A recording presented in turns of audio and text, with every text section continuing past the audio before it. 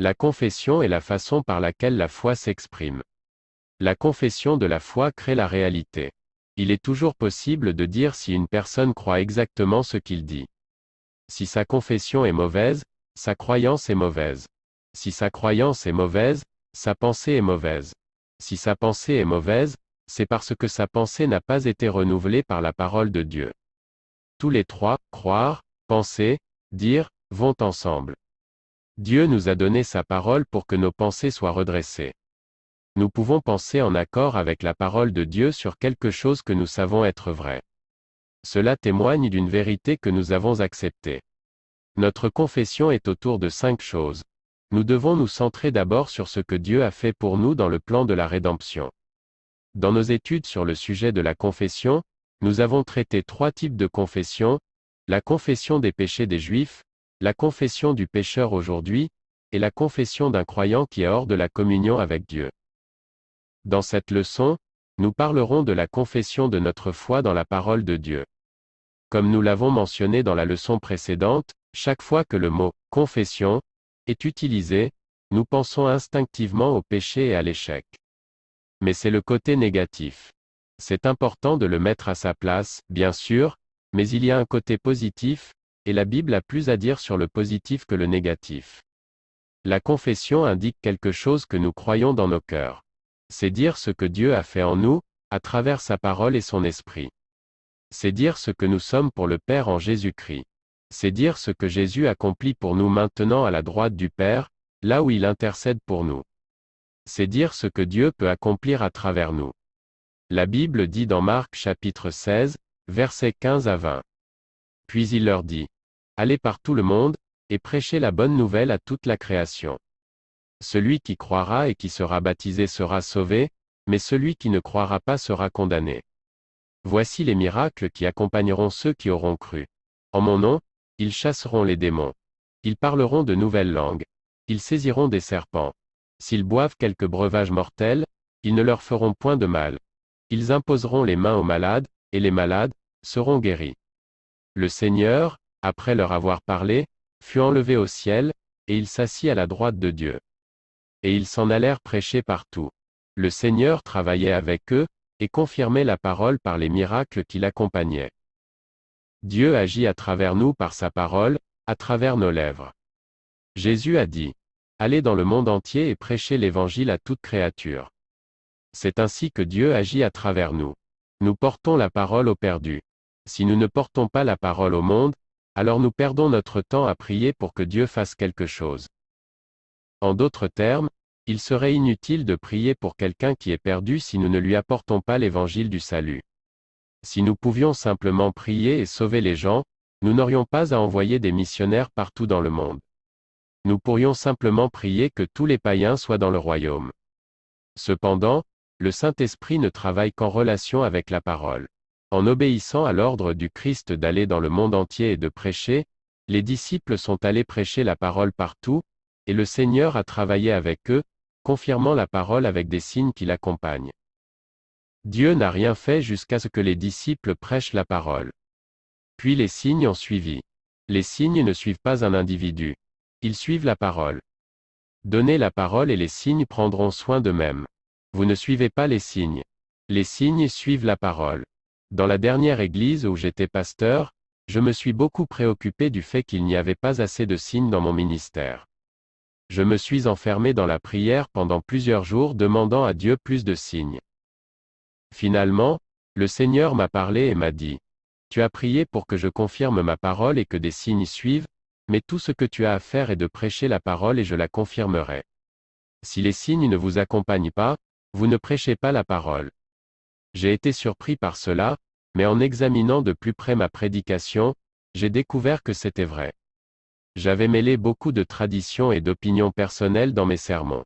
Et Dieu ne confirmera pas la tradition avec des signes qui l'accompagnent. Lorsque j'ai commencé à prêcher de plus en plus la parole de Dieu non diluée, j'ai commencé à voir plus de signes l'accompagnant. Plus je prêchais la parole, plus j'avais de signes. Dieu ne bouge que conformément à sa parole. Il a magnifié sa parole au-dessus de son nom. Et nous ne pouvons pas espérer obtenir l'aide de Dieu si nous prenons parti contre sa parole, même si cela peut être un acte inconscient de notre part. Nous devrions traiter la parole de Dieu avec la même révérence que nous montrerions à Jésus s'il était présent dans le naturel. La Bible dit dans Ésaïe chapitre 41, verset 10. Ne crains rien, car je suis avec toi. Ne promène pas des regards inquiets, car je suis ton Dieu, je te fortifie, je viens à ton secours, je te soutiens de ma droite triomphante. Avez-vous déjà remarqué, en lisant la Bible, combien de fois Dieu a dit à ses enfants, « N'ayez pas peur ». Lorsque Jairus a cherché Jésus pour guérir sa fille, le Seigneur lui a dit, « Ne crains pas, crois seulement, et elle sera guérie ». Quand Jésus prêchait à ses disciples, il a dit, « Ne craignez pas, petit troupeau, car c'est le bon plaisir de votre Père de vous donner le royaume ». Quand le Seigneur est apparu à Isaac dans l'Ancien Testament pour le renouvellement de l'alliance qu'il avait faite avec son père Abraham, le Seigneur a dit, « Ne crains rien, car je suis avec toi, et je te bénirai ». Si Dieu venait nous dire, « N'aie pas peur », et nous abandonne, nous pourrions dire, « Mais je ne peux pas m'empêcher d'avoir peur ». Mais il a non seulement dit, « Ne crains pas », mais il a également dit, « Je suis avec toi ».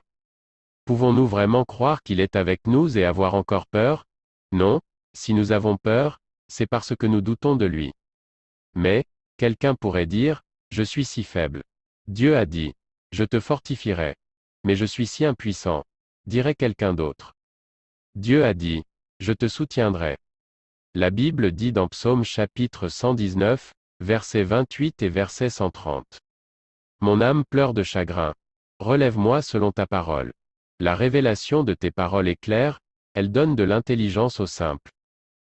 Il est vrai que par nous-mêmes nous pouvons être faibles et sans défense, accablés de soucis et de problèmes. Mais dans notre faiblesse, nous regardons à sa parole pour la force, car l'entrée de ses paroles donne la lumière, elle donne la compréhension aux simples. Notre confession peut être « Dieu est avec moi ». Nous pouvons dire « Celui qui est en moi est plus grand que celui qui est dans le monde », et « Si Dieu est pour moi, qui peut être contre moi ?» Vous pouvez faire face à un problème qui semble impossible. Au lieu de parler de l'impossible, regardez celui qui est en vous et dites « Dieu est en moi maintenant ». Vous verrez que votre confession de foi le fera travailler en votre faveur. Il se lèvera en vous et vous donnera du succès. Le maître de la création est en vous.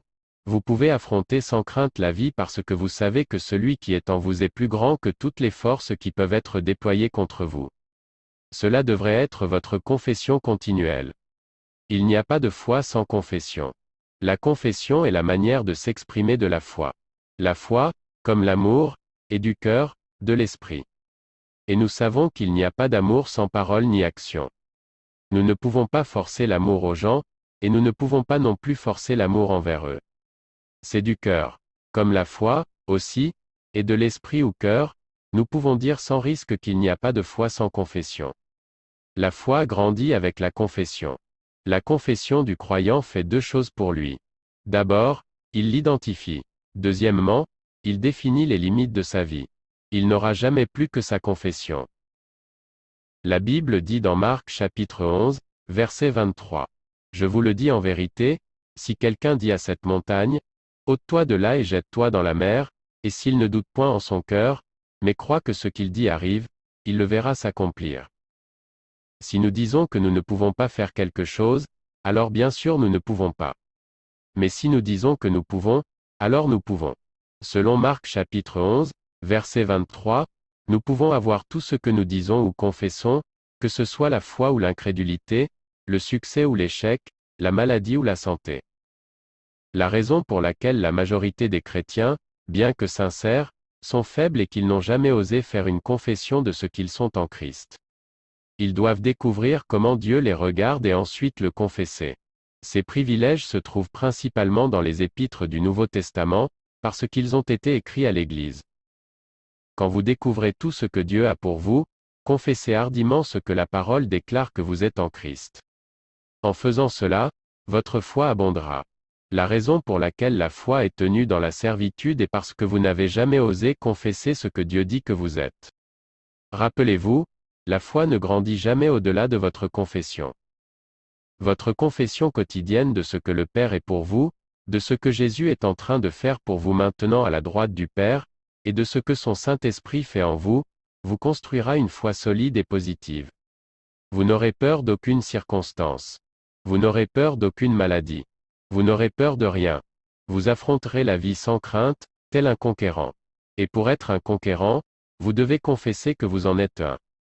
Romains chapitre 8, verset 37 dit, « Dans toutes ces choses nous sommes plus que vainqueurs par celui qui nous a aimés. » Regardant de nouveau l'écriture clé dans Romains chapitre 10, verset 10, nous voyons sous forme de capsule la loi de foi de Dieu, car c'est en croyant du cœur que l'homme parvient à la justice et de la bouche la confession est faite pour le salut. En cherchant quelque chose de Dieu, vous devez d'abord croire en votre cœur, parce que la parole l'a dit. Alors vous devez confesser avec votre bouche qu'il en est ainsi. Par exemple, pour être sauvé, un homme doit croire dans son cœur et confesser avec sa bouche que Jésus est mort pour lui selon les Écritures et a été ressuscité des morts pour sa justification. Troisièmement, il recevra, ou verra, la réponse à sa prière. Croyez-le. Confessez-le. Recevez-le. Quiconque croit que ce qu'il dit arrive, il le verra s'accomplir. En étudiant la parole de Dieu et en découvrant ce que la parole dit que vous êtes, qui vous êtes et ce que vous avez en Christ Jésus, même si cela ne vous semble pas réel au début, commencez à confesser. Oui, c'est à moi, selon la parole de Dieu. Vous découvrirez alors que la confession de la foi crée la réalité.